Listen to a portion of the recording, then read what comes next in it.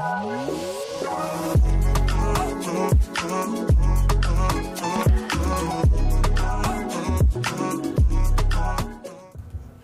everybody, and welcome to the show. I'm your host, Amala Benobi, and today we have much to discuss. It's quite a news day, quite a crazy news day, and it has been for really the past few weeks. We've just been going through the ringer here and talking about all the different stories that we cover on this show. Today, we're going to be talking about a TikTok ban, which may or may not be right around the corner. And by right around the corner, I mean in like 9 months, come January of next year. So we'll see if this is something that actually happens, but we'll have an update on that story. Plus, college chaos is ensuing as protests are happening all over the United States at universities like NYU, Yale, and Columbia. In the name of Palestine, we're going to talk about whether or not these protests are peaceful or not, whether or not they should be disbanded, whether they are protected by free speech, and just all the different craziness that is happening on both sides of that issue when it comes to our universities. Plus, why are we seeing this amount of anger from young people that is sort of taking place and taking shape on university campuses? We'll discuss that. Also, Prime energy drink. Is this something that you guys are drinking on a daily basis? Have you had one? Have you specifically had the grape flavor? Because Prime and, Logan Paul, this whole LLC is facing a lawsuit because of the possibility that your Prime drinks have forever chemicals in them. Not only that they have forever chemicals in them, but they have 3 times over your lifetime limit of forever chemicals. We're going to talk about whether or not this is actually true and how deeply Prime has been impacted by this story getting out there into the world. But before we get into all of that, we have Taylor in Nashville.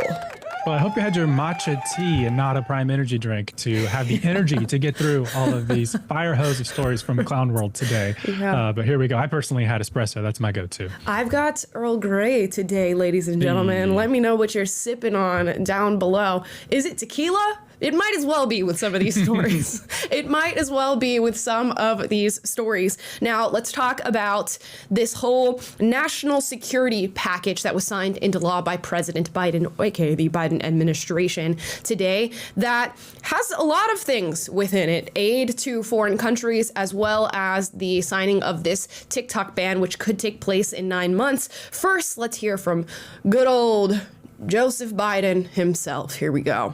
I just signed into law the national security package that was passed by the House of Representatives this weekend and by the Senate yesterday. It's going to make America safer, it's going to make the world safer, and it continues America's leadership in the world, and everyone knows it. Okay, so there we go. It's going to make America safer. It's going to make the world safer. I don't know how convinced I am by that rhetoric, how convinced I am of that selling point. And you know me, if we've been following and we've been going over this TikTok ban, I go back and forth. I don't like the idea of a CCP controlled app on everybody's phones that can sort of track your business and sell your data and all that fun stuff.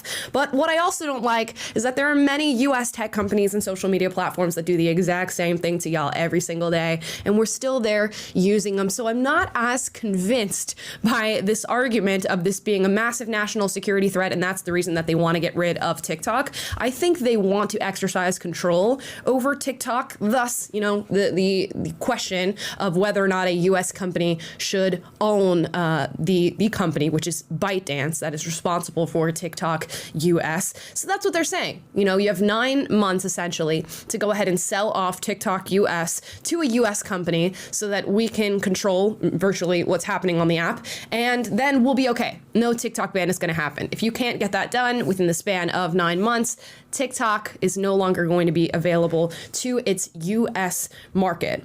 So, again, I hear them out on the national security concerns. I'm not a huge fan of the CCP. We all know that on this channel. I'm just not convinced that that's the reason they really want TikTok to be sold to a US company. And there's many examples I could give you as to why this may be the case. We're going to talk about Israel and Palestine and how TikTok has really been a unique market as far as the American mind when it comes to getting different messages out, as far as independent journalism, as far as getting maybe some unhealthy or bad messaging out on the platform. And I feel as though our representatives want to take back a little bit of control of a platform that they don't, own here in the United States. We know that when it comes to things things like Meta, Twitter in the past, now X, Instagram, Facebook, which are, linked in with Meta, the U.S. government has been able to exercise a certain amount of control over what you see on those platforms. Famously, Mark Zuckerberg went on to the Joe Rogan Experience podcast and said, you know what? The FBI reached out to me about the Hunter Biden laptop when that story was getting out and people were starting to hear whispers of what was actually going on with that young man. And they said, can we maybe roll back that story a little bit on your platform so that people don't really get to share it? They don't really get to hear this information. And Mark Zuckerberg obliged. So we know that this is a certain amount of power that the U.S. government and its agencies are able to exercise on social media platforms that are owned and operated here in the United States of America. And they don't yet have that capability on TikTok. And TikTok is used wildly by young people and widely by young people. We're talking, those 18 to 25, 18 to 35 range, which really important when it comes to, those good old elections and being able to get media out to them and share certain information and share messaging. So I'm more convinced that that's what they want their little grubby hands on than it is a tactic of sort of pushing out the CCP. But we shall see. They have 9 months now to go ahead and hand over the company to a U.S.-based business. So I don't know if that's actually going to happen. A lot of people are saying that some of your representatives are already, buying up stock in Meta and things like that. And that seems a little sketch. And we all know what goes on as far as the insider trading amongst our beloved representatives and our beloved politicians. So I don't know. I'm skeptical for the skeptic's sake, and I am constantly looking at things from other angles, but there seems like there's many other angles to this little TikTok ban, and we're going to find out more as time goes on. Yeah, I'm with you on just general skepticism of politicians, of institutional power in general in the U.S. and especially corporate America, Wall Street, all that. But I'm also very sympathetic to the idea that if you take the issue on its own, that an American company, American platform with nearly 200 million users in the U.S. is beholden to a foreign adversary like China, like the CCP, and is susceptible to having their platform, their algorithm being used to do whatever China wants them to do, or to do with data, whatever China wants them to do, just the existence of that loophole, which there is evidence to believe that that is the case, then I think that does need to be closed. And the other issue of like the fact that American companies can sell their data and things like that, I mean, I think that is also true and also needs to be dealt with, and that loophole needs to be closed. But like they're to me kind of two separate issues. My biggest worry with this this legislation that's been passed as of today is kind of the second part of the provision that gives the president sort of unilateral ability to specify a national security threat in the form of a company, a foreign-owned company, and kind of do the same thing to a company. That's the part that makes me most uncomfortable. I think there's some more provisions around that where you have to substantiate it to some degree. But that feels a little bit like yikes. Now, they did push the 9-month deadline, pushes it after the election. So to be fair, that could be whichever president gets elected next. So it's not necessarily like a power move that Biden is hoarding for himself just because he wants to. I mean, this would apply to another president of another political party. But that is kind of the weirdest part of it for me. But as far as, there's also like an element of politicizing to this. I mean, the legislation is a forced divestiture. It's not necessarily a ban. And TikTok has already said, I'm sure you've got the video ready, that they're going to protest this in court, that they're filing suit. And that is ostensibly going to prolong the process beyond that 9 months. I believe that there is an option as well for Biden to extend the deadline by 3 months. So it'd be a year, and I'm sure it'll end up being longer. But the way that it would work is that the companies like Google and Apple would no longer be allowed to let TikTok be downloaded through their platforms, and then companies would not be allowed to allow TikTok to offer updates and such and continue to support the app. So it would basically be forced to have like a slow death unless they were to agree to the sale, in which case it would continue on. And then who knows if they would want to keep the proprietary algorithm that they've used and the history about how they've used that to themselves. So I'm sure we're in for a much longer process, but I just kind of wanted to, those are some of my thoughts and kind of painting the picture of how this could look in the next year or so. Yeah, and it's interesting because like I don't know if people realize the impact that this truly has, of how many people use it, how many people garner information from TikTok, me included. I mean, and I've had my qualms with TikTok. It's been a very difficult platform, especially at the outset in the beginning with banning and censorship and things like that. I can honestly say it's let up over the past few months, I would say, at least in my personal experience. There are millions of people that own and operate businesses that almost function solely through TikTok. And I wonder how that is going to work out for those individuals if in 9 months we see this platform taking on that sort of slow death. I wonder if there is, not a re-election process on the part of this Biden administration, if somebody's going to sort of roll back what was set in place here and stop it in its tracks. I wonder if that's even going to be a possibility. As Taylor said, the TikTok CEO did respond to this. Let's watch his video about what he thinks with this TikTok ban. Hi everyone.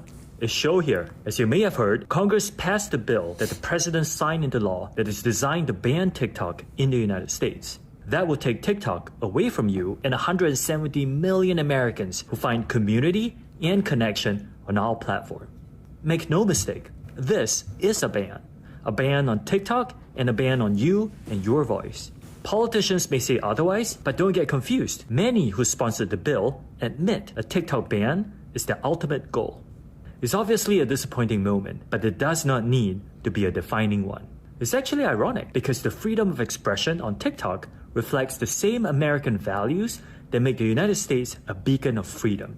TikTok gives everyday Americans a powerful way to be seen and heard, and that's why so many people have made TikTok part of their daily lives. Rest assured, we aren't going anywhere. We are confident and we will keep fighting for your rights in the courts. The facts and the Constitution are on our side, and we expect to prevail again. Our community is filled with people who have found acceptance and compassion, offered inspiration and encouragement, increased their awareness, and brought into perspectives, ultimately adding more delight and joy to their lives. Our community is also filled with 7 million business owners who have built their livelihoods on TikTok.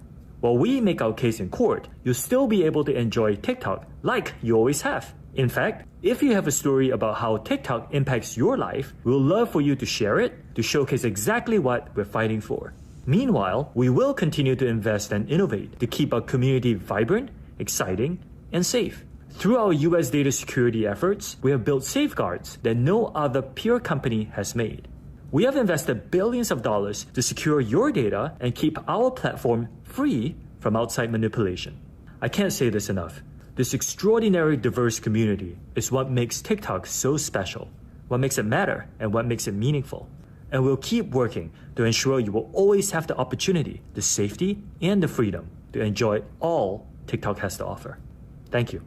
So there you go. And it's going to be an interesting battle back and forth. TikTok has to prove and substantiate that it can secure American data. Not that that changes what's happened and what's been set in place here, but it'd be interesting if they can somehow substantiate that. The government has no leg to stand on. What's really interesting to me is that we're even doing this right now when we seemingly have so many other bigger fish to fry in this country. But no, let's spend time worrying about this TikTok app that people are on, which just, again, leads me to believe that there are other things at play and leads me to believe that there's a recognition that TikTok is sort of an uncontrolled market when it comes to ideas and ideas that are circulating amongst the American public. And that's really what they want to be in control of. And mind you, there are some very bad ideas that circulate on TikTok. The whole transgender theory thing has been super big on TikTok.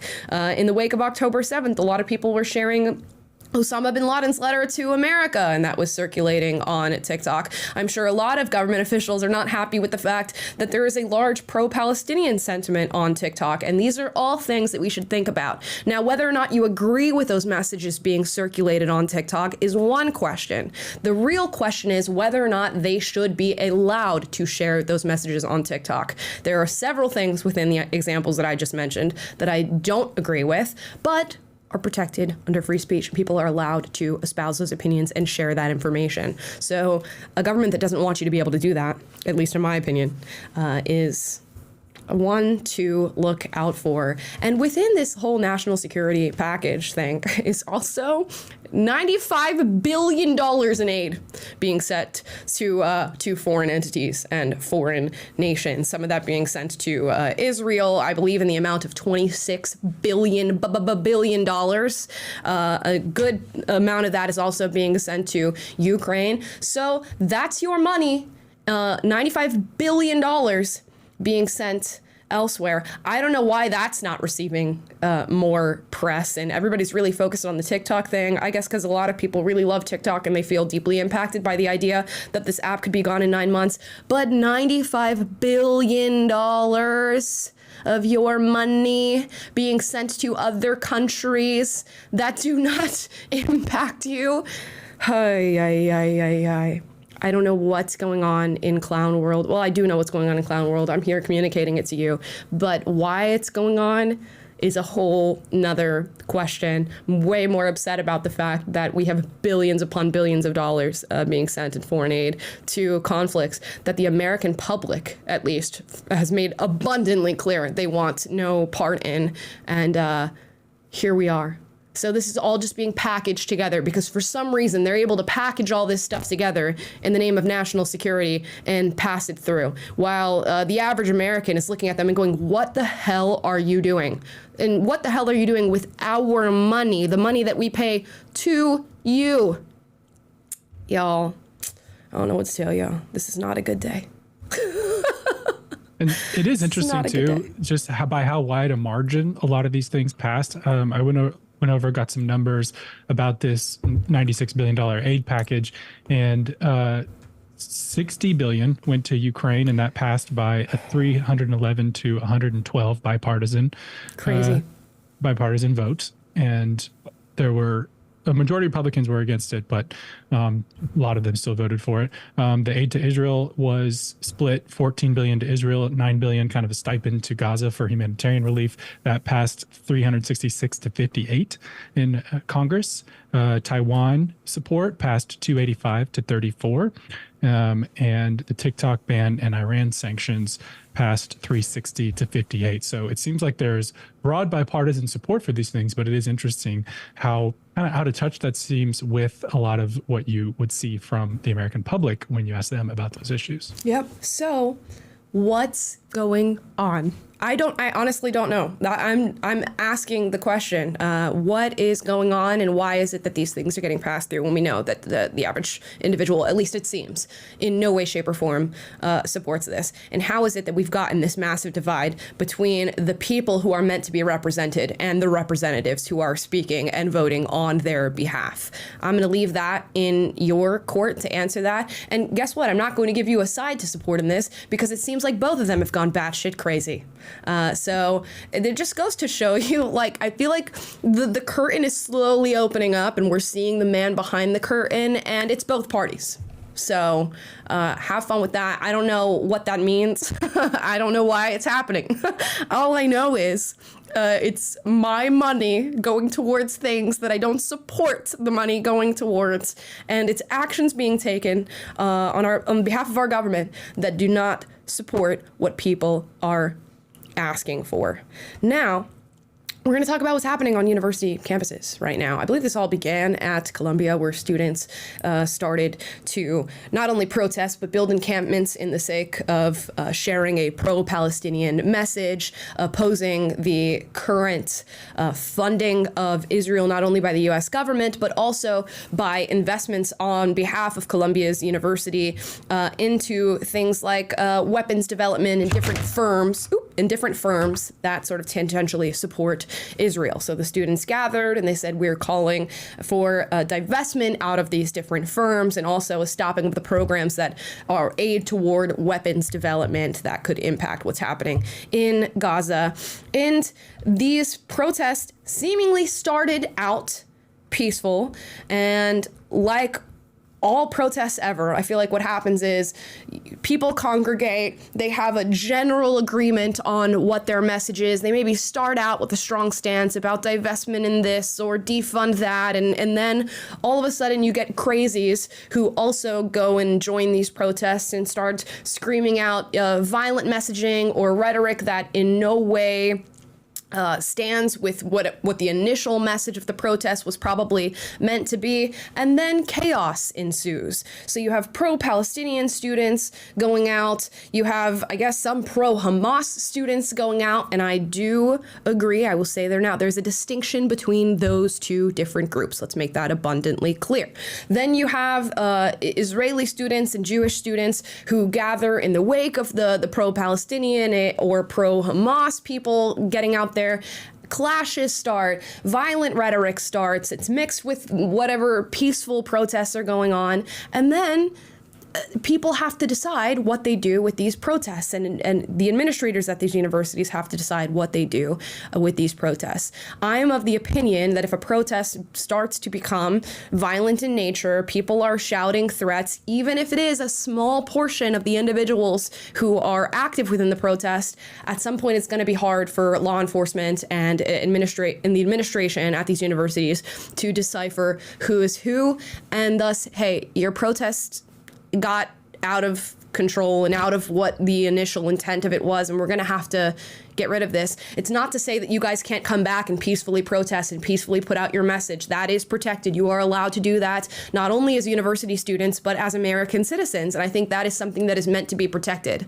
But if you get a few little Looney Tunes who go inside your protests and start, trying to fight people or shouting out threats, I don't know what you want somebody to do about that, And this is not me giving a stance on the conflict. I've already done that in the past. You can go and watch my show where we talk about that extensively. It's just to say, you can start out with peaceful intentions and then people come and mess it up, and that doesn't work out anymore. I'm going to show you protest clips so you can see some of the stuff that's going on. We'll start with maybe some of the more peaceful things that are happening. Here's NYU faculty members forming a human chain around their protesters' encampment following threats of mass arrests on NYU's campus. أشهد أن لا إله إلا الله أشهد أن لا إله إلا الله أشهد أن محمد. So there you go. That's what a lot of these things sort of are looking like. Here's some with students, and I think they're doing. Let me actually read what this is supposed to be. This is Strings for Decolonization at Columbia University, where this sort of all began. And this is some sort of, I guess, art / performative activism thing about decolonization. You can check that out here.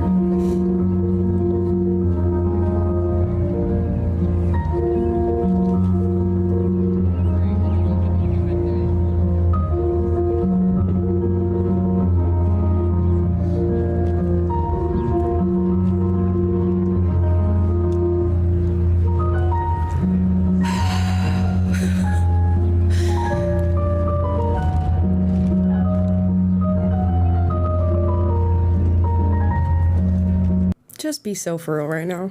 Let me just mute this so you guys can keep watching it. BFFR. Be so fucking for real right now. What is going on? I want to be charitable. And say, to a certain extent, I totally get it. If you're a university student who's going to NYU, Yale, Columbia University, you're paying a considerable amount of money to this university in order to acquire an education. And if that university is using that money that you are giving to it to fund causes that you in no way, shape, or form agree with, like that of what's happening in the Middle East, I can understand wanting to organize and assemble and protest that entity and saying, you know what, I don't want my money being used for something that I disagree with. However, I'm signed up for an education at Columbia University or NYU or Yale. Get it. But this is just like, what are we doing? What are we accomplishing? It feels performative. It feels like a lot of the students, maybe some, many of them know why they're there and know exactly what they're calling for, but it feels like a lot of them don't. It also feels like a lot of them are just going there to be incendiary and to promote a message that I don't even think they fully understand. And this is not to say that you should not be pro-Palestinian. Do not get me, misconstrued there. It's just to say I don't think a lot of them know why they're there.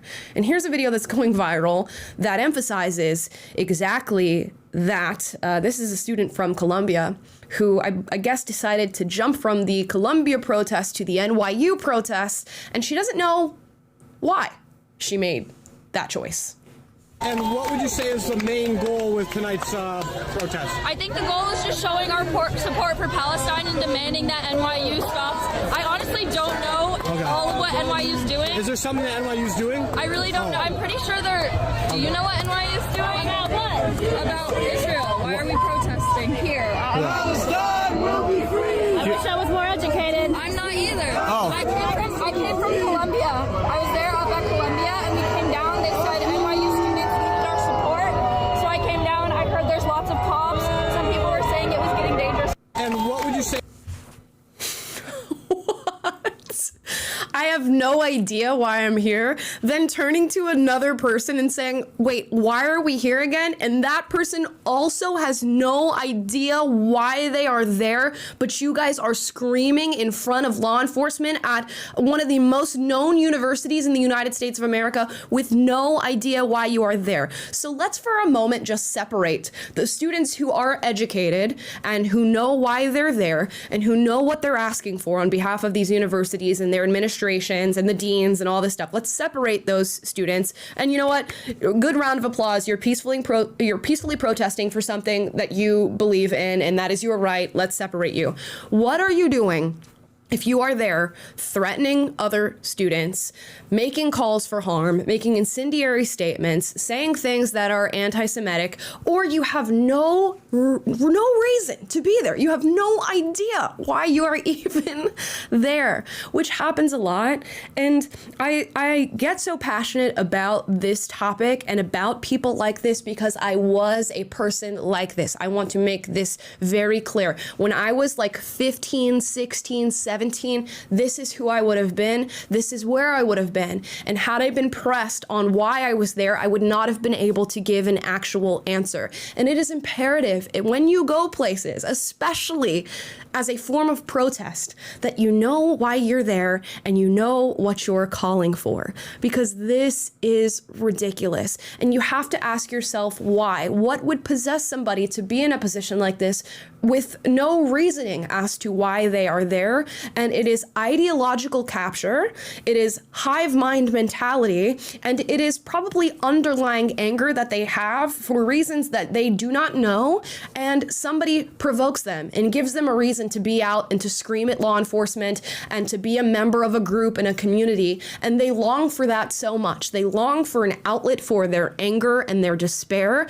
and they long for a community. And somebody is packaging that up for them in the name of a protest at NYU or Columbia or Yale, and they go, yeah, that feels good. It feels good to yell at law enforcement. It feels good to gather and be told that you're a hero, that you're doing something on behalf of another people, even if those people are very, very far away and you have no idea what you're advocating for.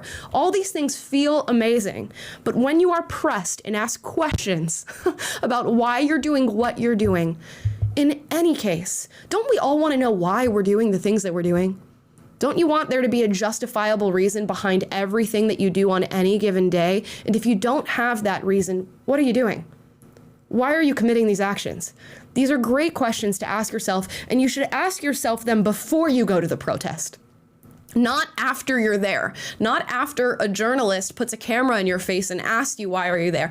Ask yourself that before you step out your door to go and join these other students.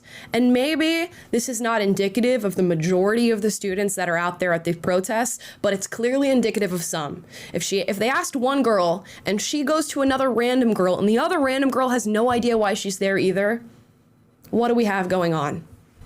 Ideological capture and hive mind.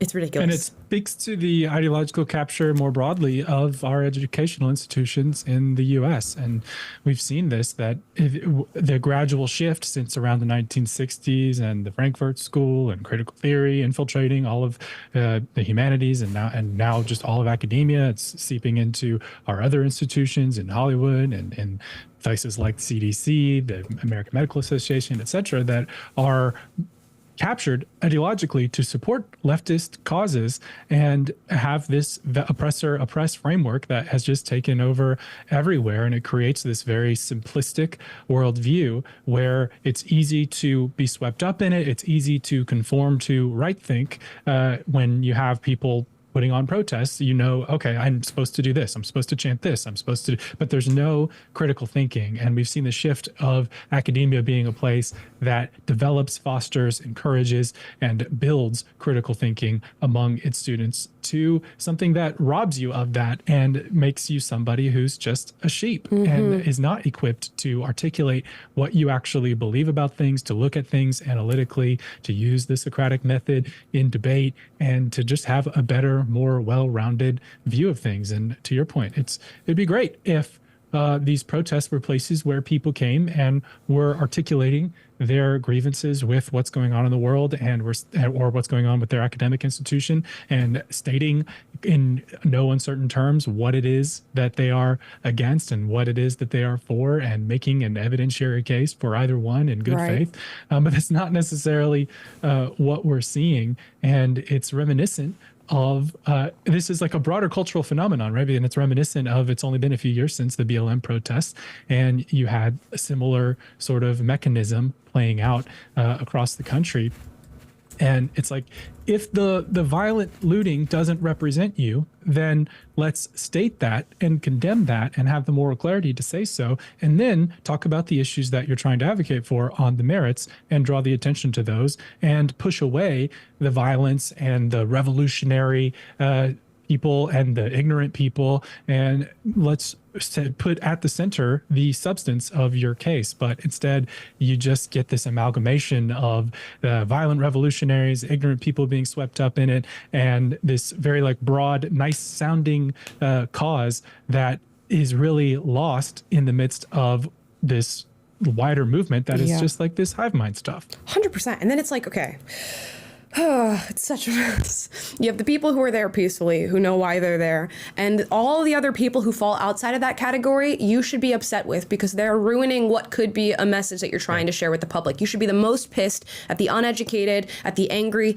at the violent, and they exist on both sides, right? And I think the stories are getting spun on both sides. You have people who are pro-Palestinian being called pro-Hamas when they are not pro-Hamas, and they in fact condemn it. You have people being accused of anti-Semitism when the things that they are saying are not anti-Semitic. On the flip side, you have protesters who are part of this pro-Palestinian camp who are saying that they're pro-Hamas but are not, not representative of the entire group. You have ones that are saying anti-Semitic things that are not representative of the entire group, and it's just a mess. And this is why when you try to build these large movements where we speak on behalf of all these people, it never works, because there's always going to be somebody there sharing the wrong message or threatening people or trying to be incendiary who doesn't speak on behalf of your entire group, and it just descends into chaos. Like these people who congregated outside of university. So I don't even know that these are students. They congregated outside of university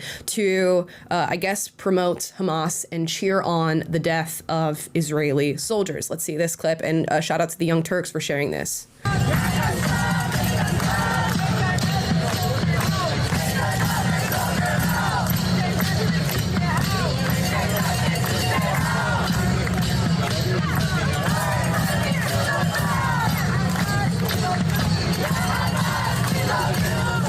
Who is out there screaming, "Yeah, Hamas, we love you"? That's crazy. That's crazy.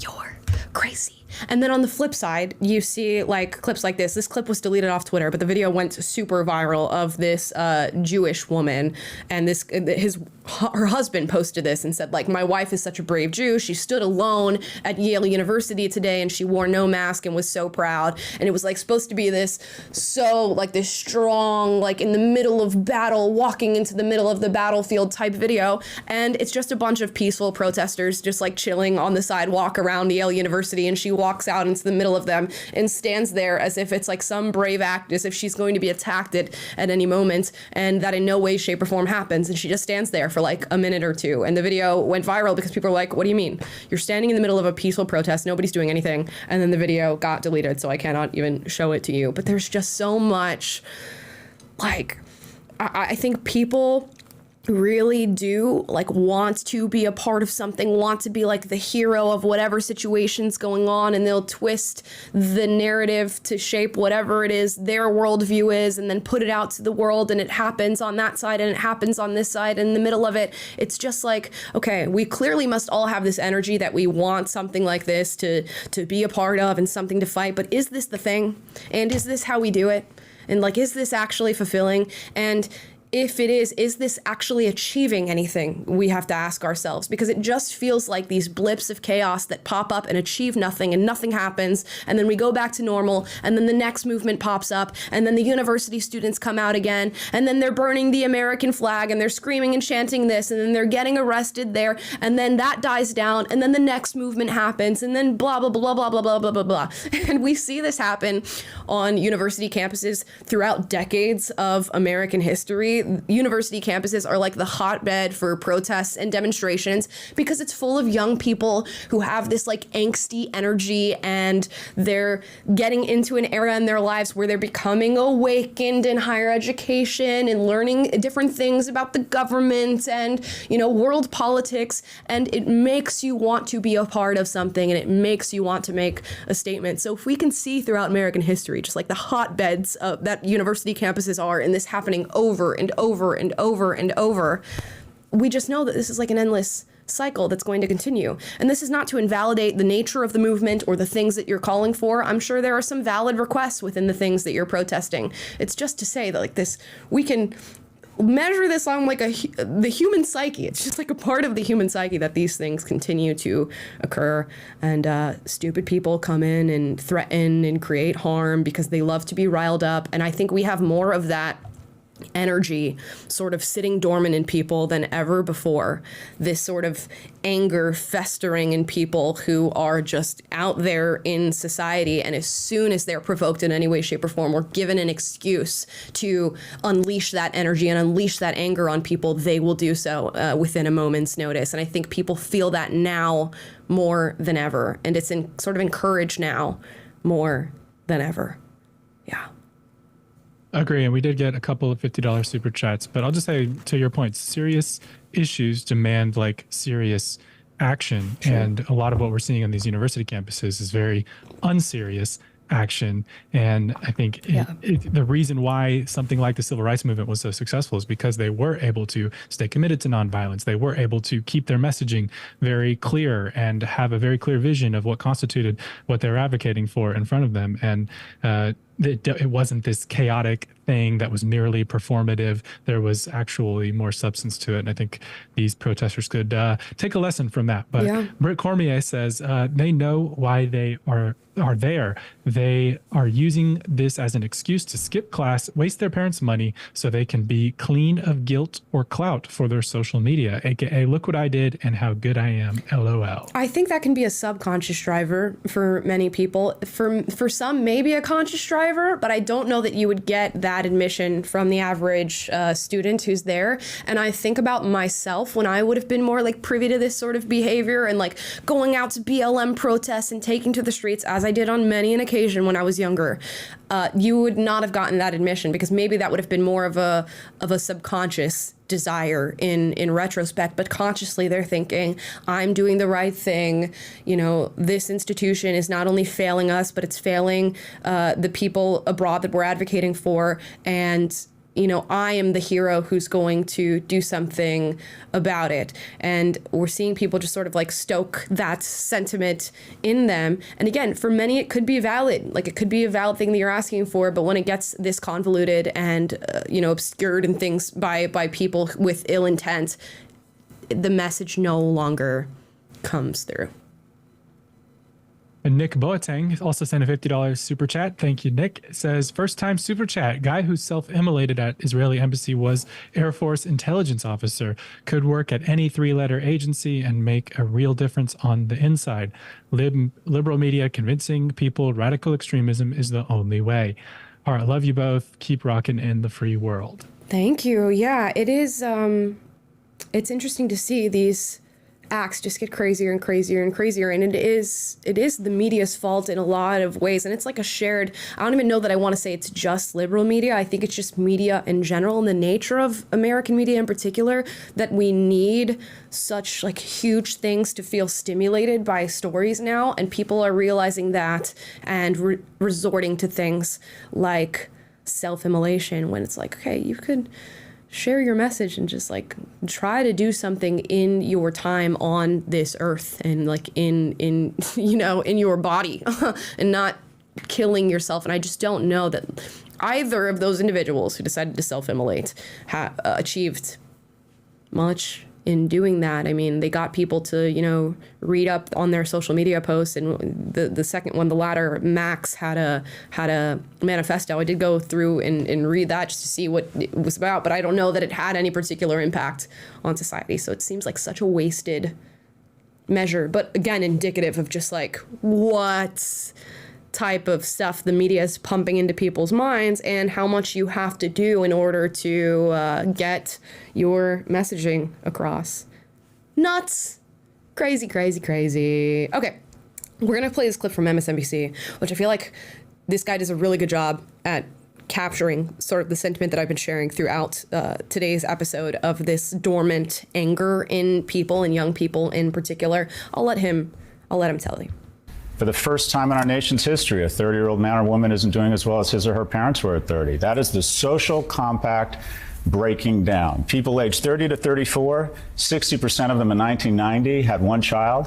Now it's 27%.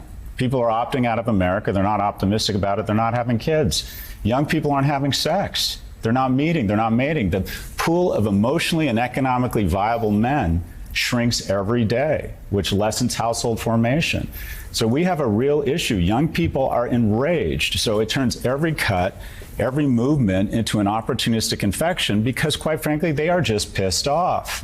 They look up, they see wealth, exceptional wealth across my generation and people in certain industries, and they are really struggling. Their purchasing power is going down, and the incumbents create artificial scarcity on campus. We take pride in rejecting 90% of our applicants, so the incumbents who already have a degree see their degree go up in value. We get very concerned with housing and traffic once we own a housing. Housing permits are sequestered from young people. Housing prices have gone from $290 to $420 in the last 4 years. So a young person, a house, stocks that I don't own skyrocket in value. Let's have COVID relief and flush the markets and take assets way up, because if 1 million people dying would be bad, it would be tragic if I got less wealthy. And we're doing it on their credit card. Young people have every reason to be enraged, and every issue they see, they look up, they get angry, and they see someone doing better than them. And then every day it is speedballed in their face that they are failing, that they are not doing as well as everyone around them. We have lost the script. Our kids are more anxious and more depressed and more obese and more addicted. And we have made a purposeful decision to let this happen by ensuring that people around this table stay wealthy at the cost of young people. So there you go. When you think about it, like from the bird's eye perspective of kind of what he just put forward, you can imagine the amount of just aggression that people are harboring within themselves and tamping down or whatever. And then you get a movement that pops up that suddenly you can release all of that aggression out onto the world. And it's coming in so many different forms. The trans movement and people protesting on behalf of trans people and protecting trans kids and all this stuff. The BLM movement, where we saw just a ton of people take to the streets and riot and loot and burn things down, and over 20 plus people dying. What you're seeing now with what's happening in the Middle East, but for some reason people here in the United States are exceptionally, getting angry, and part of that is our money going over to these things, as he points out the wealth gap and how things are changing for young people. So I think it's a subtle recognition of all these different things that create kind of like a sense of not impending doom, but at the very least apathy within people, where they feel like there's nothing they can do. They're not motivated to do anything. But as soon as you get a movement that says, like, here's something for you to be motivated by, here's a place for you to place that anger, or to place that identity crisis that you're struggling with internally, people flock to it in droves and as quickly as they can and as angrily as they can. And I feel like that is what's happening in any movement. Just like leave the space blank and plug in whatever movement you want to talk about. It's our society is like failing people, and then those failed, disaffected, disenfranchised people are finding movements to place their energy into. So yeah, and I feel like it's kind of a repeating cycle, because you see, like, progressives in particular, or the left, is very good at saying, aren't you agitated by all of this? Isn't it horrible that we have income inequality? Isn't it horrible that you're not able to afford a home, etc.?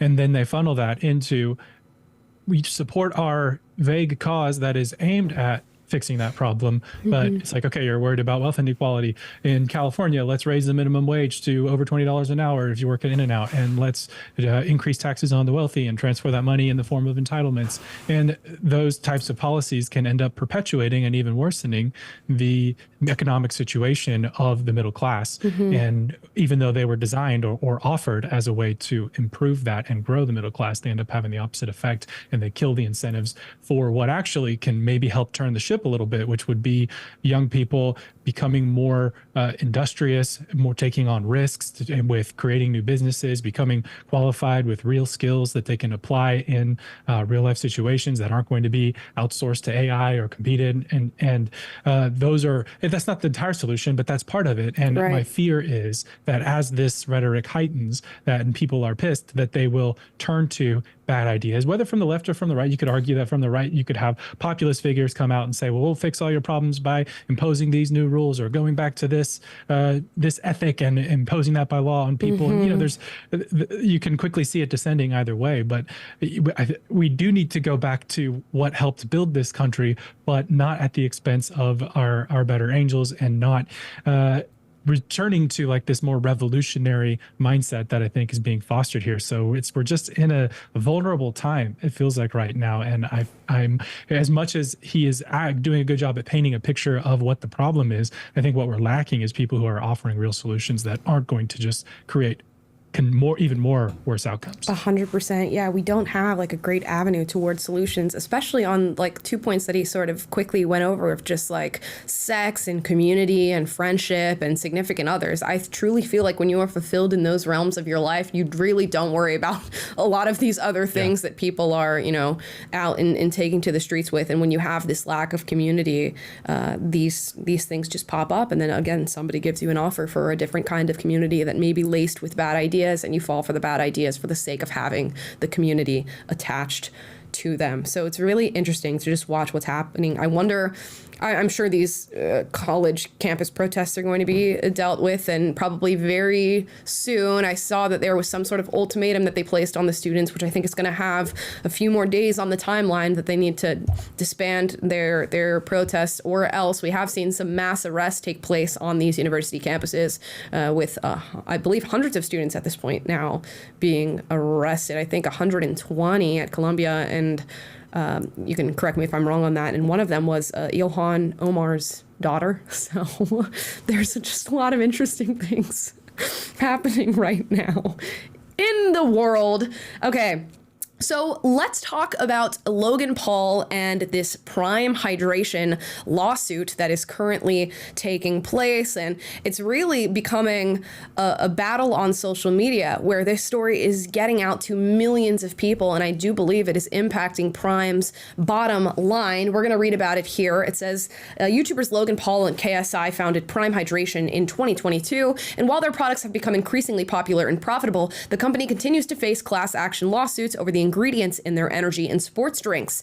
Prime Hydration LLC was sued in April 8th in the Southern District of New York over misleading and deceptive practices. And this was in regard to the amount of caffeine that was in Prime and somebody coming after them for that. And that's called the Vera suit, where they're seeking $5 million from the company that is owned by Paul and KSI. But we have another lawsuit that is creating even more tension for the company that is involving these things called PFAS and otherwise known as forever chemicals.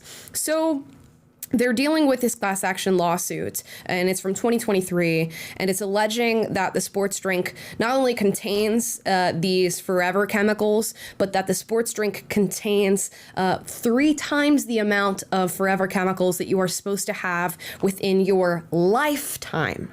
Let's put that out there. And specifically the Prime Hydration grape flavor. So that's what the lawsuit alleges. Now, I want to make it clear. You can allege stuff in a lawsuit that is in no way, shape, or form true, and then you have to go through the process of this lawsuit and litigation and all these different things to find out whether or not this is true. Now, they're specifically referencing not necessarily the drink itself, but the bottle that Prime Hydration, the grape flavor is encased in, and saying that it has these PFAS, forever chemicals that sort of poison the human body. And essentially why they're called forever chemicals is these are chemicals that bioaccumulate in your body and they don't go anywhere. That's why they're there forever. And there's a certain amount of these chemicals that I guess the body takes in all different types of products, including like fish and things like that can contain forever chemicals. But there is a legal limit as to how much forever chemicals you are allowed to have in products that you put out. Now, again, this lawsuit has not come to its natural conclusion yet. We don't know whether or not this is true, but a guy named Tommy the Lawyer on TikTok decided to make a video about Prime Hydration and this 2023 lawsuit that they are facing. This video got over 16 million views on TikTok.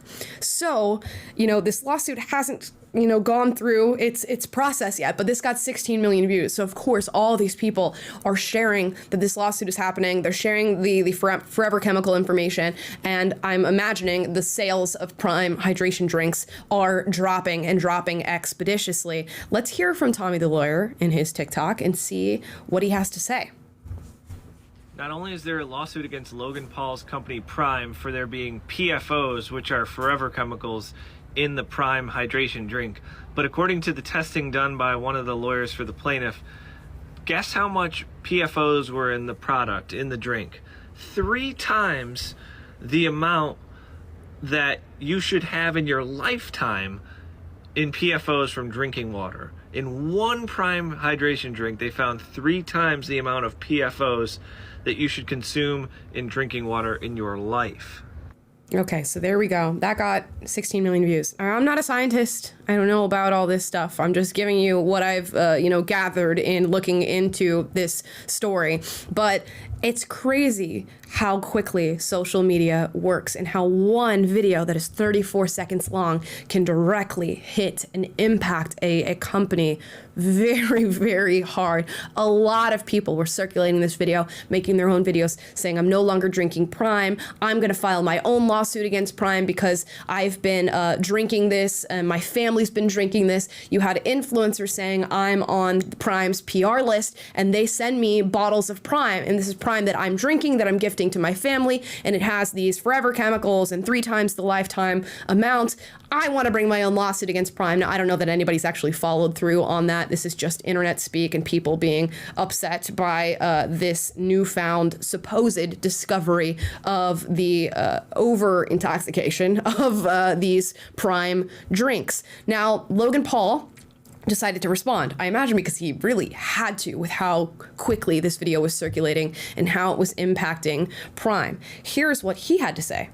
Not only is there a lawsuit against Logan Paul's company Prime for there being PFOs, which are forever chemicals, in the Prime hydration drink. All right, let's talk about this. First off, anyone can sue anyone at any time. That does not make the lawsuit true, and in this case, it is not. There's claims that PFOS or forever chemicals come from plastic. So in this case, they're not talking about the actual drink, the liquid, 40 parts per trillion. So we don't even think this information is factual, but for the sake of this conversation, let's continue. In one Prime hydration drink, they found 3 times the amount of PFOs that you should consume in drinking water in your life. We have a very big multi-million-dollar filter that filters the water from the state. Water you drink at home, water provided by the state before we make it into Prime. If this claim about PFOs and PFAs is true, what is that saying about your state water? Then, according to their website, the Environmental Protection Agency's recommendation is using one of 3 tactics to remove as many PFOS and PFAS as possible. Activated carbon, ion exchange treatment, and reverse osmosis. Well, we do 2 out of the 3 of those to clean the state's water before it even becomes Prime. We don't think these numbers are factual, and we're not the only one who caught this. The level that was reportedly found was below the limit of detection, and if that even was the level, it is still 66 times lower than the recently established federal maximum contaminant level of 4 parts per trillion for PFOS. For customer safety, we retain samples of every single batch of Prime that has ever come off the production line. So if/when this plaintiff wants to come forward with a production number, we will retain samples from that batch and conduct our own independent study. We're putting out better for you products. Meanwhile, our competitors are on the cusp of getting banned in the United States. The #1 sports drink in the world just had SKUs banned in California for using dyes linked to cancer. That is a fact. It already happened. The difference with us is one person conducted a random study and has provided 0 evidence to substantiate any of their claims. Do y'all remember a while back when they said that the FDA was investigating Prime? It never happened. They never called us because we follow every single guideline and regulation. So Tommy, the TikTok lawyer, 4 videos in, man, farm those views, get those likes, and get a haircut while you're at it. We'll accept an apology within the next 48 hours, otherwise you're going to be representing yourself in a miserable courtroom for lying about our brand.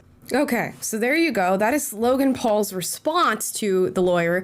What's really interesting about this, for me, is not whether or not Prime has these forever chemicals. We're going to figure that out throughout this lawsuit, and I am not a scientist. What's really interesting is that millions of people watch both of these videos, and when they watch the first lawyer calling out the forever chemicals that he claims are in Prime, or the lawsuit claims are in Prime, they're like, yeah, you ate him up, like I'm never going to drink Prime again. I want to file my own lawsuit against Prime. I can't believe there's forever chemicals. They're taking this man just at his word that there are forever chemicals, to the tune of 16 million people watching this video.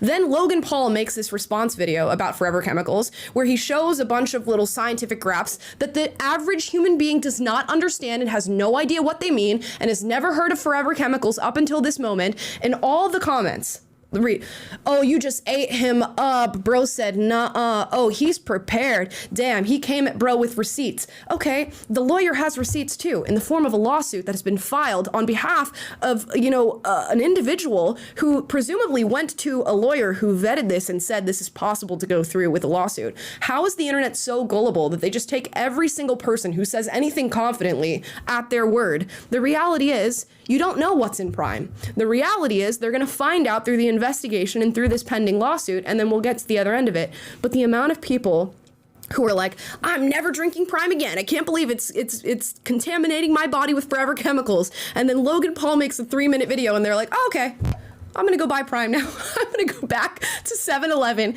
and go and buy Prime. You have no idea what's going on. And he insinuates that you can sue anybody at any given time. I get that is somewhat true, especially in the United States, but somebody has to find the valid nature of your suits compatible with whatever it is that their law firm is working on in order to take on that suit. So there must be something that they looked at. And he goes through this whole we do this whole water filtration system, the reverse osmosis. Let me throw all these terms at you that tell you that we're doing the right thing with this drink. If the lawsuit is truly about the bottle that the drink is in, does it really matter what you do to the water if you're doing this whole reverse osmosis filtration system? If it goes in the bottle that contains the forever chemicals? I don't know. Again, I'm not a scientist. These are all things that they're going to find out with the lawsuit. And maybe Prime is totally fine to drink and it has the amount of forever chemicals that is normal for products like this, or it has no forever chemicals at all. The reality is we don't No.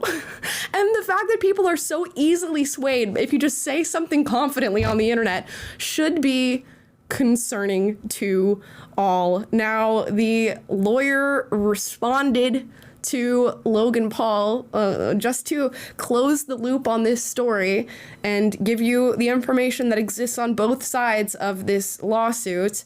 Let's hear from him.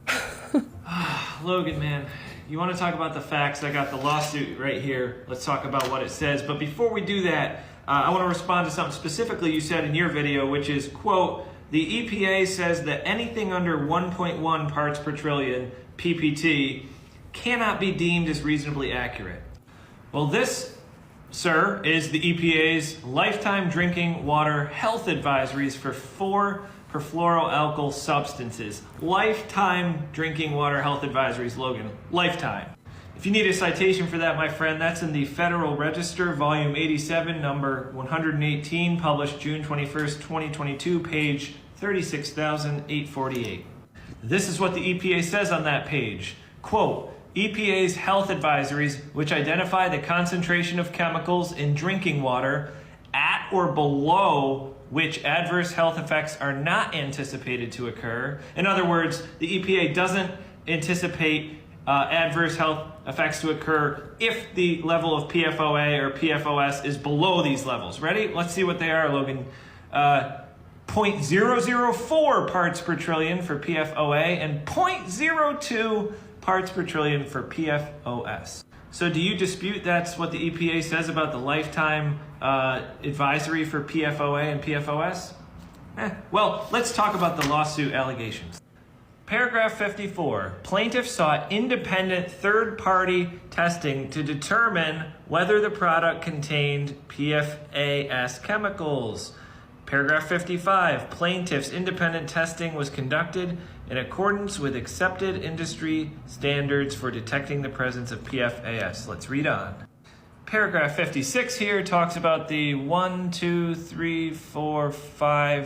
7 types of PFAS found in the product under this testing according to the complaint. Paragraph 57 states, thus, defendant's product exposes hundreds of thousands of unsuspecting consumers to toxic synthetic chemicals in direct contradiction to their uniform label claims. Paragraph 58, I think we just read this from the EPA itself. In fact, the EPA recently tightened its lifetime health advisory levels for PFOA and PFOS exposure in drinking water. For PFOS, the recommendation is 0.02 parts per trillion. Paragraph 59, per the complaint, the amount of PFOS found within the product from plaintiff's testing is approximately 3 times the recommended lifetime health advisory for drinking water. What's up with that? So there you go. They're both coming in with different figures in their different edited TikTok videos to show people so that you make a decision as to whether or not you drink Prime. And the reality is, we don't know. The reality is the person who filed this lawsuit went to a third party, a place to get this drink tested. Who knows the accuracy of that third party place where they went to go get this grape flavored Prime drink tested? We don't know.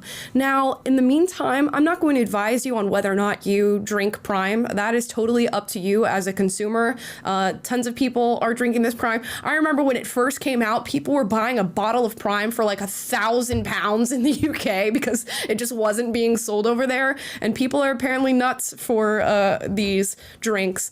I personally have never had a Prime drink, and I'm going to continue to not drink Prime drinks, not because I feel any certain way about this lawsuit or anything. I'm just going to continue with my lifestyle as it's been. Would I, maybe if I was like a regular Prime drinker, wait for this lawsuit to sort of go through and be investigated a little bit? Maybe.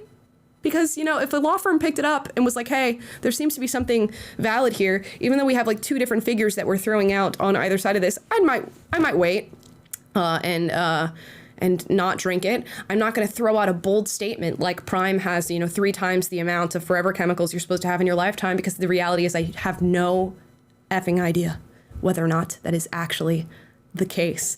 But it's amazing how confidence and editing can sway public opinion so quickly when we just don't know. So let me know if you guys are going to be drinking Prime after this information has been told to you Taylor. My favorite comment in all of this, there's a comment on that last TikTok you just played of the guy that says, "You stuttered a lot and didn't seem confident enough, so I'm going with Logan." Oh, yes, there it is. That doesn't is. just illustrate exactly what you're talking about. And I will show you that comment in case you don't see it. Right there it is. You stuttered a lot and didn't seem confident enough, so I'm going with Logan. Oh my gosh. This is how the court of public opinion works, guys. It really is truly how it works. The more confident you are, the better your editing is, the more you are to be believed in the claim that you are making, even if it's like a claim that will directly impact your health. Now, I did hear somewhere that somebody is claiming that from drinking Prime that a kid got leukemia. I don't know how forever chemicals impact all of that and whether or not they're going to bring their own lawsuit. This is alleged. So I have no idea what is going on. All I'm saying is I'm not going to listen to some like clever, confident yapping on TikTok, and that's not going to define whether or not I drink something that could possibly contaminate my body. And I am proud of you guys because I did a quick poll here in the chat and I just said Team Logan /Prime, Team Lawyer Guy, or Team No Idea. And 78% of you said Team No Idea.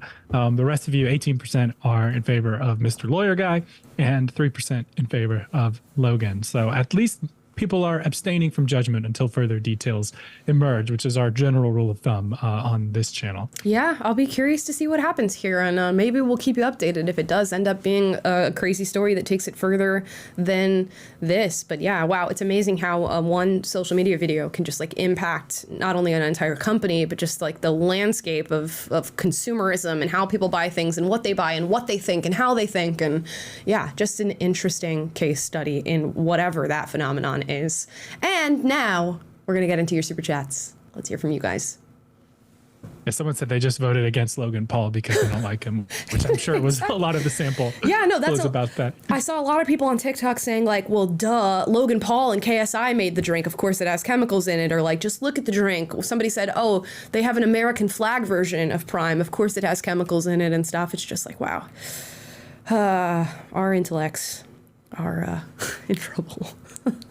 Yeah, human nature. Yeah. It reminds me of like the what was it, JFK or the Nixon debates, where like one of them was very like exuded confidence and the other one was sweaty, but the sweaty one maybe had better points, but the one that exuded confidence won over more voters. It's like that's just human nature, man. It is that we are swayable by people who reject the more confidence, and will just follow along. Or if you just have a bias against someone, then even if what they're saying is true, you might disagree and vote against them or whatever, and that's to your own what do you say, detriment and to the detriment of all of society. 100%. It's wild.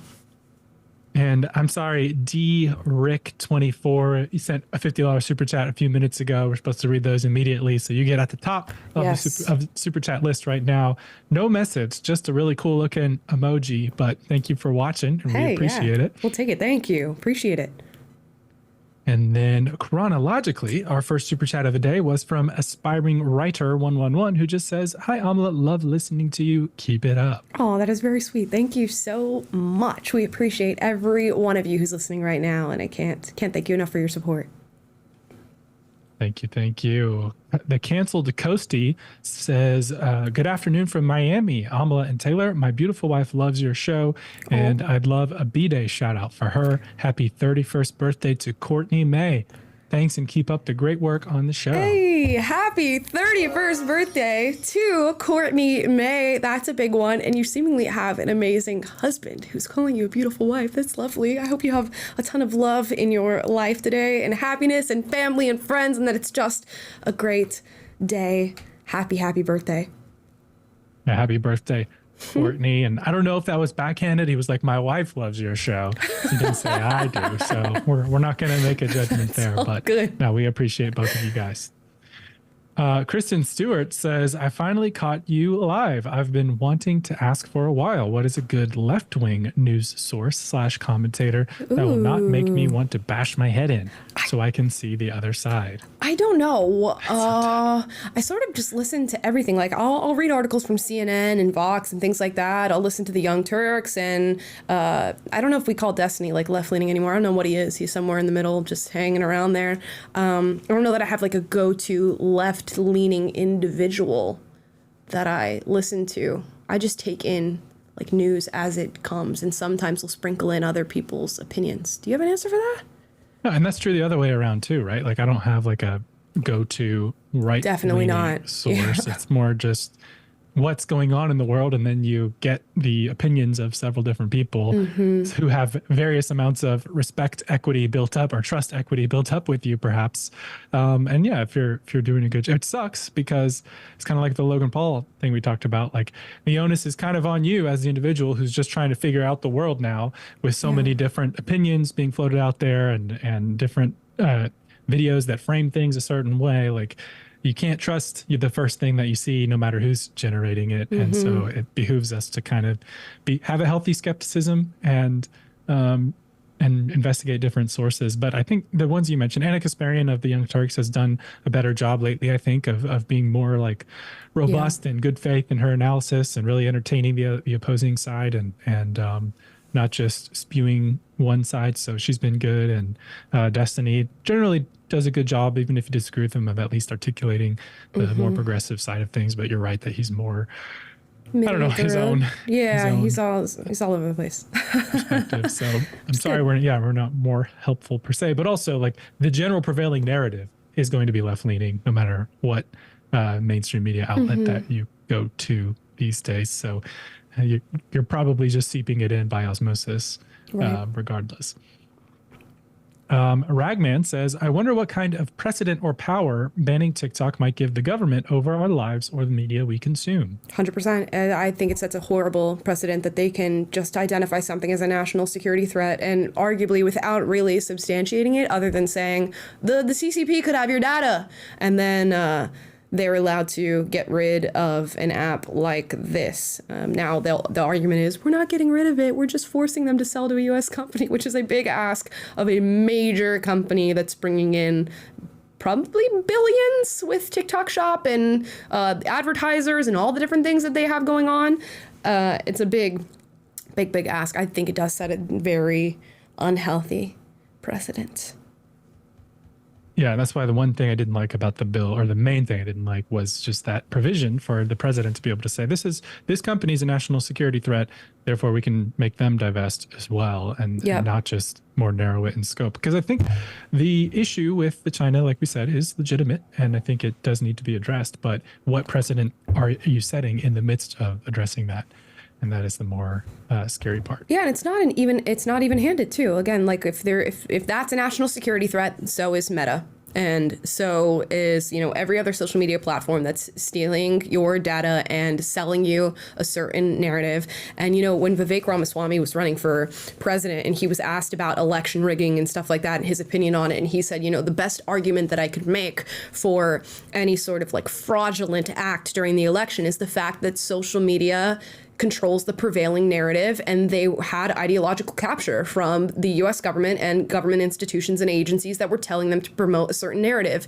And if you can sway public opinion from what people see on social media and get them to vote in a certain way, that is way more dangerous as far as the impact that it has on like your psyche, your knowledge, your information, your agency, and your elections than like some possible threat of a foreign adversary. And that is not to be forgotten. They are actively exercising control over how people vote by giving you certain information and promoting certain information. But that's not a national security threat. Or a threat to democracy. Yep. Literally, institutions colluding with the government to bury certain stories that are unfavorable to one candidate. That's not a threat to democracy. Yep. And it is. But again, I think that each issue can live on its own and should be addressed on its own, but they are very much intertwined, so that's tough. Looks Max Not Transmax says, hey, A and Tay, Amala, were you looks maxing on your Insta story? What do you mainly focus on? Pretty soon, I'm gonna need a permit for these guns I got. I think you guys are talking about. I always post when I go to the gym. It's like my system of accountability on my IG story. I am looks maxing 100%. I am fully okay with admitting I go to the gym, one, for health, but a large portion of it is for aesthetics, and I want to achieve a certain aesthetic. And I go to the gym and work out my whole body. I sort of chill out on my arms because I can literally work out my arms for like 1 week and they've grown. I don't have to worry about that. It's like legs, building like muscle density in my legs and stuff that I struggle with. So I've been focusing on like legs, core, cardio. Those have been the three things that I have achieved. You know, my priority list, the top of the priority list as far as going to the gym. And I always meet you guys at the gym. You guys are so cool. You always walk up to me, and I probably look absolutely crazy at the gym, but you guys always walk up and say hello, and it is so nice to meet each and every one of you when I see you guys. I love that. Looks Max again says, Amala, would you rather have Russia take over Ukraine or have Israel be erased by Iran or China taken over by Taiwan? Please try and imagine just how much worse things could get and will be if those things happen. Sure, yeah. There is argument for American intervention in the same way that there's an argument for American isolationism. I am just more of an isolationist, and I think if we have issues that can be addressed here on American soil that are not being addressed, and we're sending billions upon billions of dollars over to foreign countries, we have something to address. It's not to say that there should be no aid ever sent to any other country in any circumstance. It's just to say I feel like we have our priorities out of whack right now.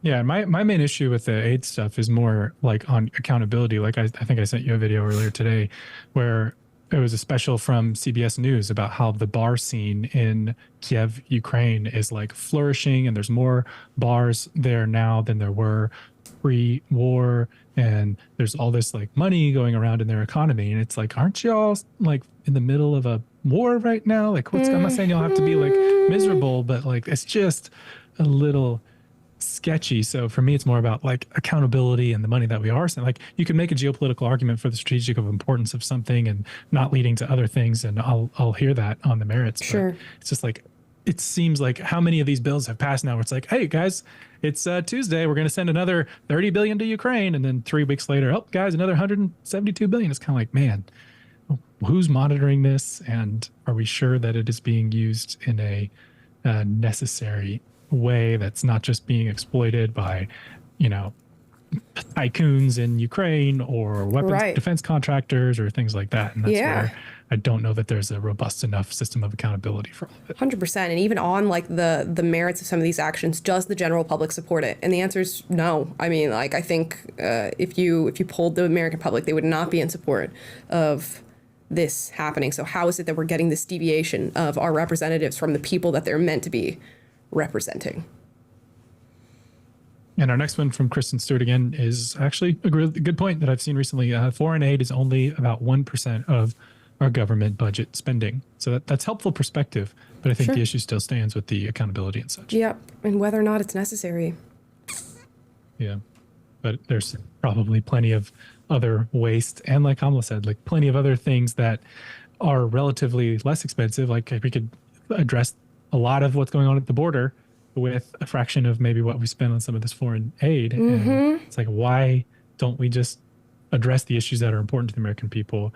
It doesn't necessarily mean we have to take away all foreign aid. It just means like, it's really frustrating to Americans to see that whenever we have these issues on our doorstep, and we're seeing so much money go abroad, and yet the issues still persist here. Yeah, and then the issue still persists abroad. It's like, it's not actually alleviating the issue whatsoever. They're just like funneling money. And then when you look at like the Biden family and their possible business dealings with certain individuals in Ukraine, there's just a multitude of things. And Taylor brings up the border. We went down to the southern border here in California, of California and Tijuana, and to see the wall that was being built and to get to the cutoff point where it stopped, and and to see the previous infrastructure of what was, you know, the little fencing that people would get through at the southern border, it will infuriate you to see what was being worked on with your tax dollars that was actually meant to benefit you, and to just stand there at the stopping point where it was cut off. It's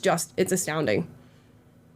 Yeah, and let alone just the invisible, effortless, like you don't have to build a wall or anything, just shift the policy. Like the policy was, and it's not even changing the policy or the letter of the law, it's the willingness to enforce the law as written. That law already existed, and then it's been reversed, and that has created the incentive for the millions of people to say, this is our chance in this 4-year span to get into this country with absolutely no resistance and total impunity and be flown wherever we want, etc. And I mean, the physical wall is a very vivid picture, but like you didn't even have to involve materials or anything like that. You just change your mind on a policy and how you're going to enforce it, and then that leads to so much more chaos. Yeah. But I agree. There's fat elsewhere that needs to be trimmed from these budgets. The way we covered on this show that they did a hip hop task force, and that's what your representatives were spending their time on. They're getting paid money to be part of a hip hop task force. So yeah, there's plenty outside of foreign aid that's problematic. And that's another place where both parties are at fault. Like the Republican Party that had its chance to reduce deficit spending in their last administration, and that didn't happen, and they're not promising to, and no one's really caring about the out of control spending, and yet we're just approving and printing more and more money and then acting surprised when we have inflation and continue to fund all this stuff. Sorry guys, we're just getting off into politics here, but my goodness, man. Yeah, it's a lot. What a time to be alive.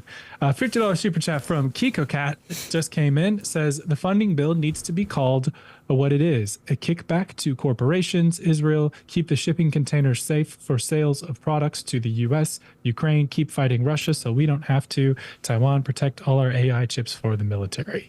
Interesting. Okay.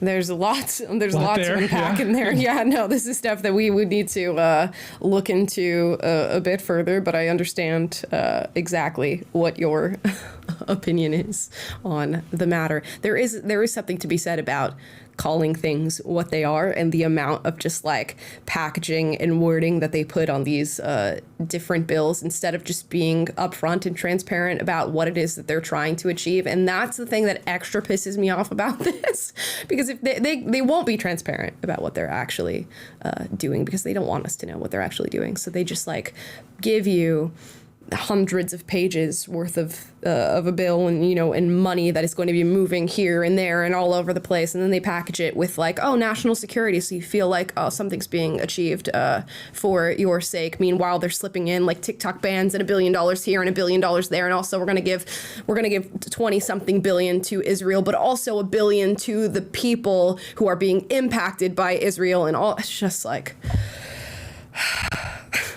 I'm exhausted. I would never want to be in government also, but I also don't like talking about what they're doing. It's frustrating. The Inflation Reduction Act, that increases inflation. Yeah, it's amazing. The game of naming things the opposite of what they're actually doing. Yeah. Looks Max again says, is that what Biden's student loan forgiveness money is going toward? Some idiotic waste of time and money to do lifelike knitting? What in the world? For those interpretive dancers. Yeah, I guess so. If they get their student loans forgiven, that's a lot of time spent doing goodness knows what on that university campus. This is why, oh my gosh. I get that like a lot of people maybe without knowledge sign for these student loans and things like that, but I'm like, you did it. That was your responsibility. And of course, there's people who like fall through the cracks, whose like parents encourage them to sign these loans that they don't understand, and they're young and they just want to go to school, and they're sold the narrative that they have to go to school, and they sign these things, and some of whom are coerced into doing so. But a lot of you just thought it was a great opportunity. You signed something that you didn't understand. You took the money, and now here we are. So I don't know how I feel about especially those students having their student loans forgiven. Yeah, which amounts to other people having to pay the student loan that you took out, and that so they're not being forgiven. They're just falling on people who did not take out the loan. So, yep. Gosh, yeah, so much there. Celtic Blacksmith says, if brains were leather, those protesters wouldn't have enough to saddle a ladybug. Bless their hearts. Yeah, some of them. A lot of them wouldn't. It sucks for the people who are educated that there's this stuff happening around them. But yeah, it's just a mess. They're sort of built to descend into chaos if you think about it long enough. Onion says, my brother uses it for his gaming edits. We're referring to TikTok. And I like seeing him enjoy whatever platform he sees fit. Shout out to him, the Witch Doctor Dyad. If you can, keep up the good work. Interesting. Guys. Yeah. I enjoy TikTok. I get a lot of information from TikTok. I get a lot of different perspectives from TikTok, and this is not to like take them at their word and say that everything is valid, but I learn things. I get to look through things. Get to hear a lot of different arguments. There's a lot of independent journalism that takes place on TikTok that is very powerful on both sides of the aisle. So a lot of people who I think may be older, probably don't even know how TikTok works, have never been on the platform. They're getting TikTok content on these sort of other social media platforms like Facebook and X and Instagram, and it paints a picture of what the TikTok platform is like, because of course it's going to be the most salacious, crazy things that you can find on the platform that are making their way to other platforms, but that by no means is indicative of the actual diversity of thought, opinion, journalism that is happening on the platform. If you're not on TikTok and have never tried it, you're experiencing the most crazy TikTok videos that make it out of the confines of the platform. And a lot of people talk about TikTok brain rot and things like that, and there is something to be said for the negativity that is perpetuated on the platform, but there's a lot of really positive, great resources on that platform. There's a lot of businesses on that platform. Like I said, millions of people are employed on TikTok, run their businesses on TikTok. It's created a huge market for small business here in the United States, which I don't think that point is talked about enough. And yeah, there's positive things along with the negative on the platform. IQ says, if everyone's thinking the same, no one's thinking. That is the culture today. The culture I'm afraid you liberals have created. Yeah, it's everybody has their echo chambers. It's shared in a lot of ways. We can argue that sort of the wokest, leftist individuals have pushed it way, way more. The echo chamber thinking and the toe the line of our ideology or else thinking. But yeah, there's a lot of that. And if everybody's just saying the same thing, what's the point of saying things, outside of objective truths and, things that we've recognized to be factual? Nicodemus 1984 says, thank you both. Your voices are increasingly necessary in society nowadays. Personally, you're the only ones on YouTube I agree with 100% so far. Whoa, 100% so far. We got to find something. Yeah, I don't think we're worthy of 100%. Are we worthy of 100%? We're gonna have to find out. We'll find the thing. But I appreciate that. I'm glad that what we say on this show resonates with you. One more from LooksMax, not Transmax, says, that's why I changed my name to LooksMaxing. Scott Galloway is 1,000% correct. Things are quite bad, which is why you must LooksMax, men. It's the only way. I think you'll find success in LooksMaxing. It's just the way our society works. The thing I really like about it is, I achieve an aesthetic that is pleasing for me, but it's also a challenge. And I like to do little challenging things and see what I can change about myself. I say Life Max, not Looks Max. Exactly. Looks Maxing is folded into Life Maxing. Exactly. But if you're only good looking and you don't have great character, you're not productive, you're not on a good trajectory in life, then you're not going to be less attractive to the right person. Exactly. But more importantly, you won't be a great person. So focus on being a great person in all dimensions, and you'll give yourself the best chance of success. Life Max. In my humble opinion. Not Looks Max. Quazakule says, I think constantly seeing horrible events online and often misread through a certain lens fuels hate. I was almost like that with 2020 George Floyd. Oh, yeah, it does. And the media knows that. They don't care that is the result of things. Life is life is and the world is so much better than what you will see portrayed to you on the media, because their job is not to give you even though it really is their job to give you the full scope of what's happening within context, that's not the reality of what they're doing in practice. So if you are just constantly consuming media and never unplugging, never going outside, never experiencing real community and having, like small moments with real people in your real life vicinity, the world is going to look way worse than it actually is. And there's a huge power to just like going outside, going to the gym, going to your local coffee shop and having a small conversation with the cashier behind the register.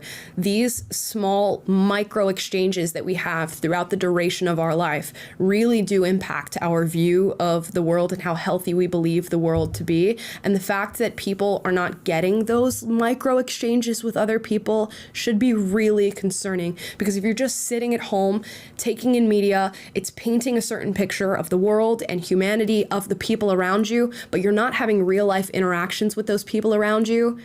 It leads to radicalization, and that's what we're seeing on the university campuses. That's what we're seeing in all the different protests and movements that are happening right now. It's what we're seeing online and people speaking to one another. Just complete dehumanization and detachment from humanity. So go touch grass. So go touch grass and like talk to somebody. Walk down the street and tell somebody they have like cool shoes, or like say the weather's great today. It's crazy that we've devalued these exchanges, but they really do mean a lot. Yeah, and I'll just say one of the things that I feel like has kept me more grounded and less polarized is my friendship with a lot of people that I played beach volleyball with for a few years out there in Los Angeles.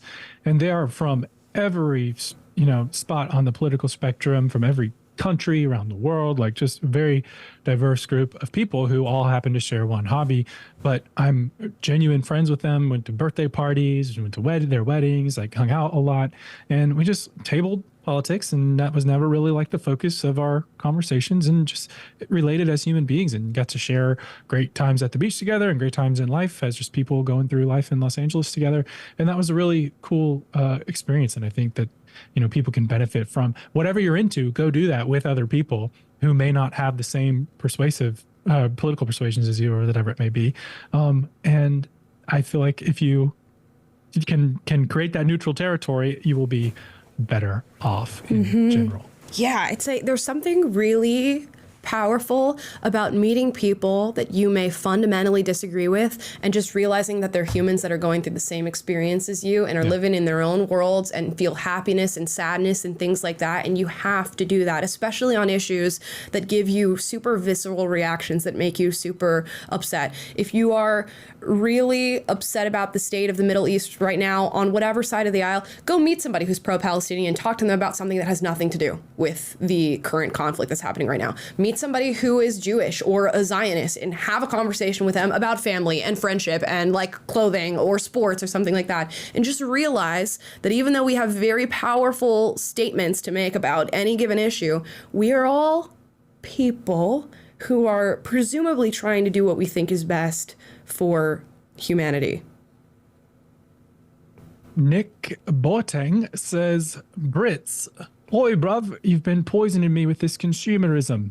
US, get real, bro. And Aaron Bushnell had security clearance, could have worked at CIA, FBI, Pentagon. There's a lot. There's a lot going on there. It was a reference to Prime, I imagine, with the UK and the poisoning. Oh. Was it? I think. Yes.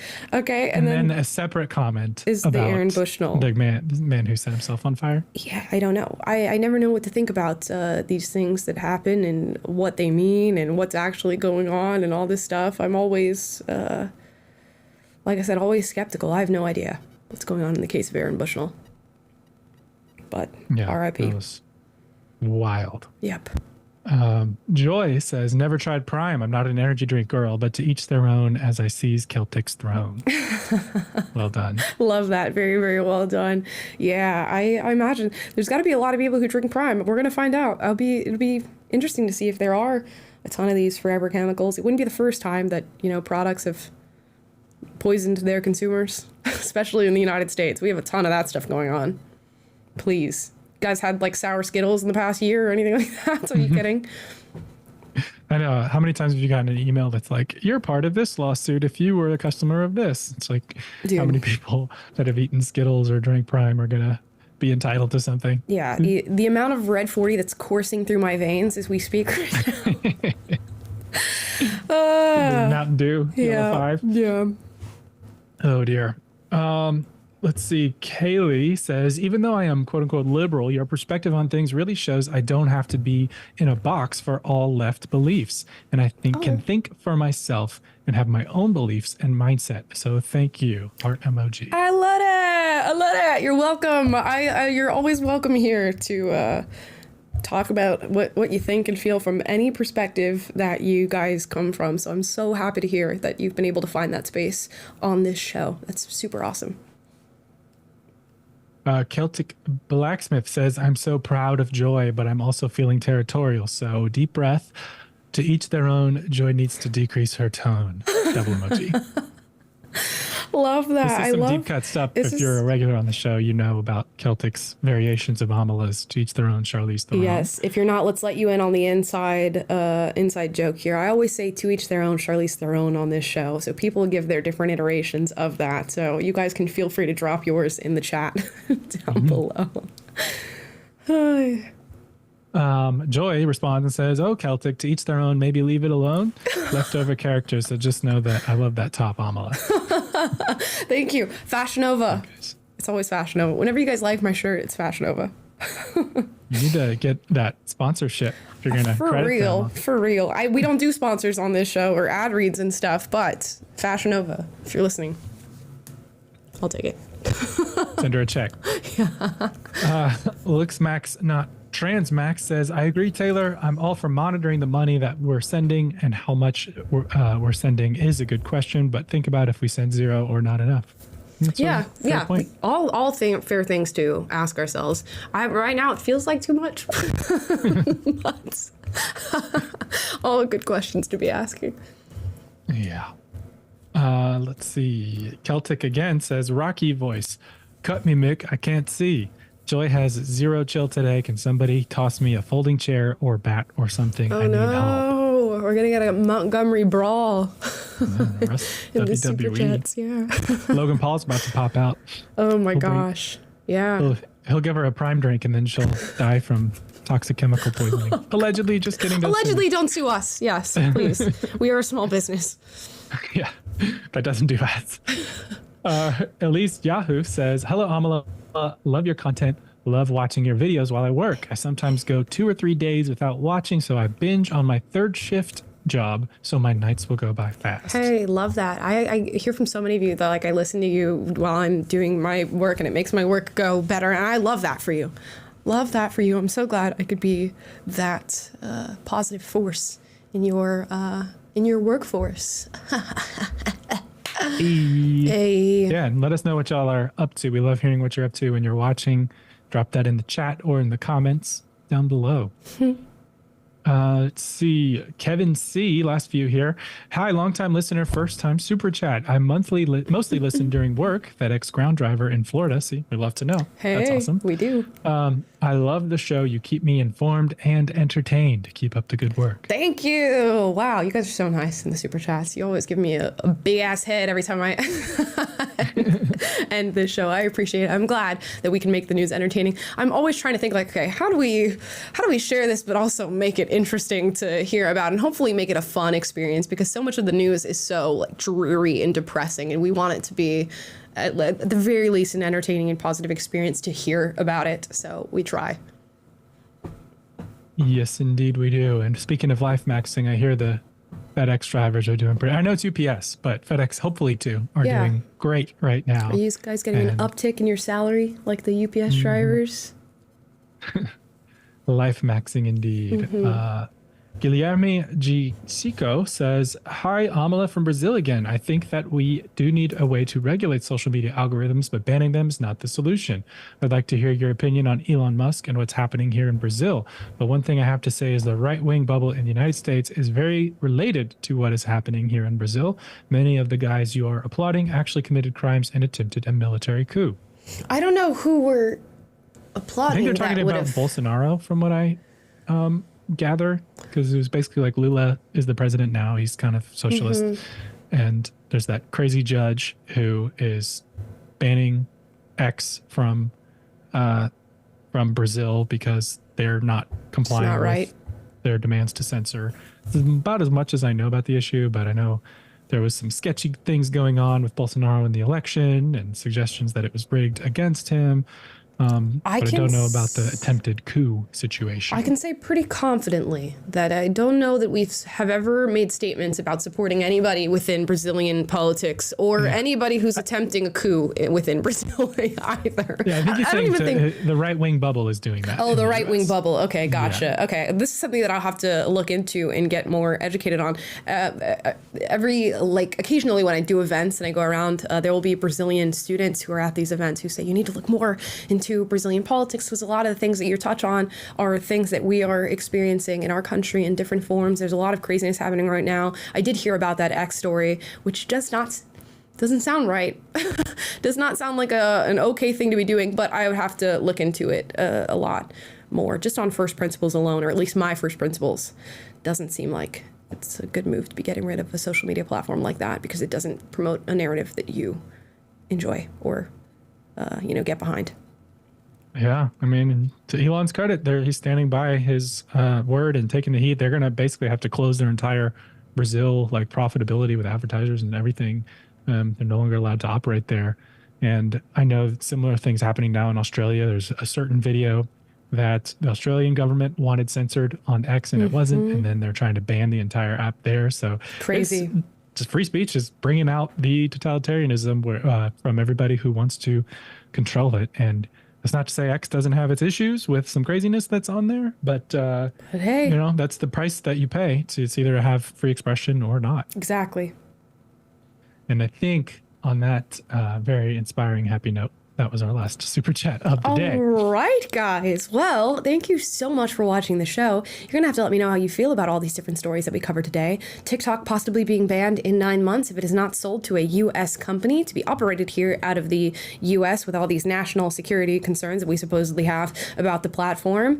We also talked about the different protests that are taking place on Columbia, NYU, and Yale's university campuses. Let us know how you feel about those. Plus, Prime Energy. Are you going to be drinking it? Are you gonna not be drinking it? Did you know about this lawsuit? Have you been drinking it? Drop your thoughts in the comments down below. Now, if you like this stream, subscribe, click the notification bell to be notified every single time we're live. That's Monday, Wednesday, Friday, although we will not be live this Friday. Let me go ahead and announce that now. We will not be live this Friday, but we will have a video for you guys, so do not fret. I will still be here to hang out with you, but typically that is Monday, Wednesday, Friday, 1 p.m. Pacific, 3 p.m. Central, 4 p.m. Eastern. Plus, we post videos for you guys every single day. Tomorrow's video, what is tomorrow's video about? TikToks. Oh yes, TikToks. We're going to be responding to some woke TikToks. I guess we'll get in as many of these woke TikTok videos we can in the next 9 months before the whole platform is gone,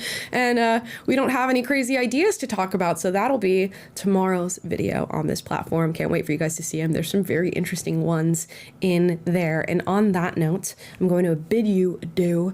Hopefully you guys are all having a fantastic day. Shout out to the birthday girl, Mrs. May, on her 31st, and see you guys later.